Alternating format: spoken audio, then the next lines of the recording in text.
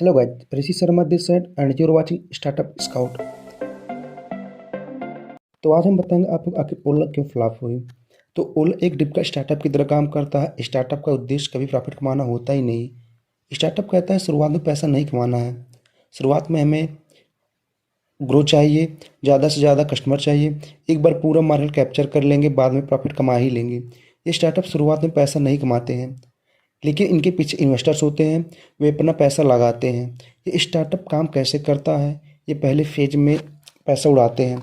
ओला ने भी यही किया, पैसे लुटाए पहले फेज में, ड्राइवर को खूब सारा पैसा दिया। तो 2013-14 की बात करें तो ड्राइवर को एक महीने में कम से कम 60 से 80 हज़ार रुपये कमा लेते थे। तो बहुत सारे ड्राइवर ज्वाइन कर लिए ओला को। तो वैसे ही कस्टमर को भी पहली सर्विस फ्री मिलती थी, तो और बाद में उसे सेकंड सर्विस पर लगभग 80% की छूट मिलने लगी। तो हम आदमी ओला बुक करना शुरू कर दिए, तो कस्टमर को भी ओला की आदत पड़ने लगी। सेकंड फेज में क्या होता है कि लोग ट्रस्ट करना शुरू कर देते हैं। तो कंपनी नहीं थी तो सर्विस ठीक से मिल पाएगा या नहीं मिल पाएगा, फिर से लोगों ने धीरे धीरे ओला पर ट्रस्ट करना शुरू कर दिए। इसी प्रकार ड्राइवर और कस्टमर दोनों ओला पर पूरी तरह से डिपेंड हो गए। उसके बाद आता है थर्ड फेज। इन्वेस्टर ने भी पूछा, भाई 5 साल हो गए हैं, हमें प्रॉफिट क्यों नहीं हो पा रहा है, कितने रुपए और गंवाएंगे, अब तो प्रॉफिट दे दो। ओला ने भी कहा अब कमा के देते हैं प्रॉफिट। तो उसके बाद ओला ने डिस्काउंट भी देना बंद कर दिया और कैशबैक भी देना बंद कर दिया, और अब एक्स्ट्रा चार्ज भी लेने लगे। पहले जहाँ तक आने जाने के लिए 100 रुपये लगता था, अब वहीं तक आने जाने के 200 रुपये लेने लगे। धीरे धीरे कस्टमर भी जानने लगे, अब यह बहुत पैसे लेने लगा है। और ड्राइवर ने भी मंथली में भी 25 से 30 हज़ार रुपये देने लगे। यही कंपनी ने सोचा होगा कि इधर ड्राइवर को भी पैसे कम देने लगे और कस्टमर से ज़्यादा लेने लगे, अब तो प्रॉफिट बनेगा। लेकिन ओला के प्रॉफिट के बजाय लॉस बढ़ने लगा। इस लॉस के चक्कर में 3 लोग नाराज़ हो गए, और उन 3 लोग के नाराज़ होने के चक्कर में पूरी कंपनी का बट्टा बैठ गया।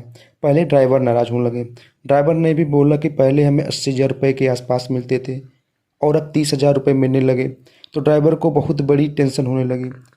उसके ऊपर से कोरोना भी आ गया, तो बीच में साल भर तक गाड़ी भी नहीं चली। तो ये सारे लोग गांव चले गए। अकेले मुंबई और दिल्ली में मिलाकर बैंक ने 30 हज़ार गाड़ी जब्त कर दिए, जिसका ईएमआई नहीं भरा हुआ था। तो एक समय ऐसा था जहां पर बंगलौर में 1 लाख ओला काम करती थी, अब वो बचकर इस साल केवल 30 हज़ार रह गई है। सेकंड में जिस कस्टमर ने अभी भी हिम्मत रख रखी थी कि हम ओला से ही जाएंगे, उनको अब ड्राइवर परेशान करने लगे, क्योंकि हर ड्राइवर को लगता था कि हमें पैसे कम मिलेंगे। तो ड्राइवर हर कस्टमर के पास फ़ोन करके पूछने लगा कि आप कहाँ जाएंगे। अगर ड्राइवर को लगता था कि अगर उसे 15 किलोमीटर तक ले जाना है, अगर उसका वह अच्छा किराया मिलता था तो वह जाता था, नहीं तो कैंसिल कर देता है। पहले बुक करते ही 2 मिनट तक गाड़ी आ जाती थी, अब तो पहले 3 बार कैंसिल होता है, फिर चौथी बार जाके गाड़ी आती है। तो कस्टमर भी नाराज़ होने लगे। रीज़न यह है कि ओला के खुद के एम्प्लॉय नाराज़ होने लगे, क्योंकि जो ओला के फाउंडर भावेश जी हैं, वो अपने एम्प्लॉय से ज़्यादा काम करवाने लगे थे। क्योंकि पहले कंपनी 50 हज़ार एम्प्लॉय काम करते थे और अब घटकर मात्र 2 हज़ार लोग रह गए हैं। और यही सब रीज़न था जिसकी वजह से ओला पूरी तरह से फ्लॉप हो गई है। और अब ओला ने भी अपना नया काम शुरू कर दिया है। वो अब 2 व्हीलर इलेक्ट्रिक बाइक बनाना शुरू कर दिए हैं।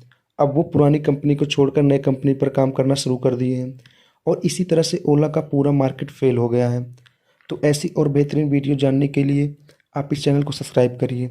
अगर आप इसे इंस्टाग्राम या फेसबुक पर देख रहे हैं तो आप इस पेज को फॉलो करें। तो चलते हैं, बाय बाय।